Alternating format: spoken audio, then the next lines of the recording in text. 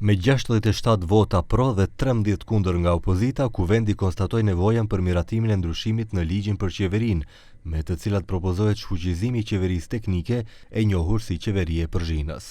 Nga opozitarja LSDM kërkojnë që ndryshimet të miratohen me konsensus, njësoj siç janë miratuar më parë, e jo siç është propozuar tani me procedurë të shkurtuar.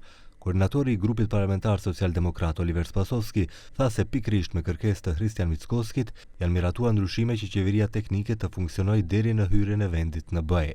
Mislim, nema potreba od nikakvo brzanje v odnosu na nošenje zakonsko rješenje, da se vratime na formatot na koje što razgovarame za ova prašanja za koje što praktično na baranje na vašиот председател тогаш е донесено законско решение koje što го имаме isto konsenzus со политичките партии и преку диалог внатре во собранието да го вратим. Kundër shfuqizimit të qeverisë së Përzhinës janë edhe nga Fronti Evropian.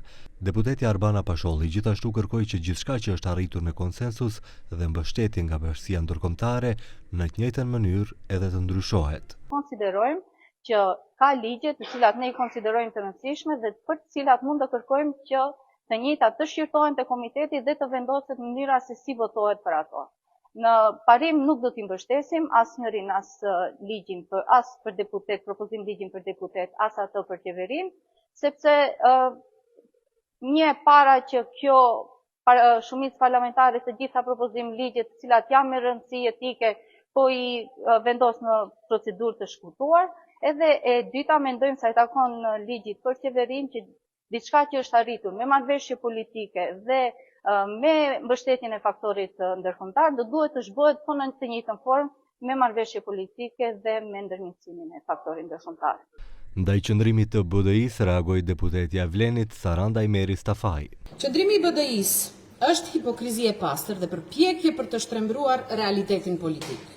Qeveria teknike nuk ishte ndonjë standard demokratik për të mbrojtur sot, por një zgjidhje emergjente e imponuar nga një krizë thellë politike, krizë që erdhi si rezultat i bashkëqeverisjes së kompromituar dhe skandaleve të rënda ku BDI ishte pjesë në partneritet me regjimin e Nikola Gruevskit.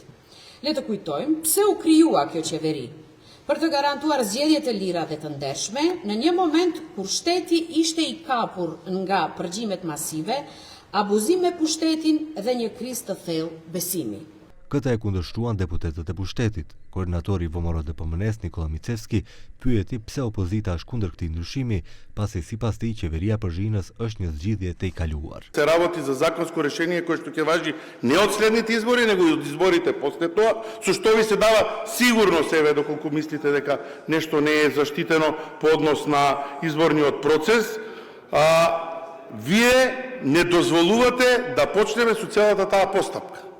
Да, во скратена постапка е, меѓутоа ќе има доволно време да се поднесат амандмани, да се разговара за сите тие амандмани поединечно и на крајот на денот да се стави на гласање ова законско решение.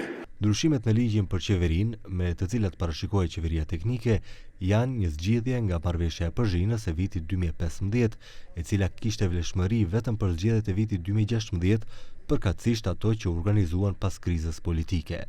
Me këtë parashije që 100 ditë para zgjedhjeve të formohet qeveri teknike në të cilën në disa ministri përfshihen kuadro nga opozita me qëllim sigurimin e zgjedhjeve të lira dhe demokratike.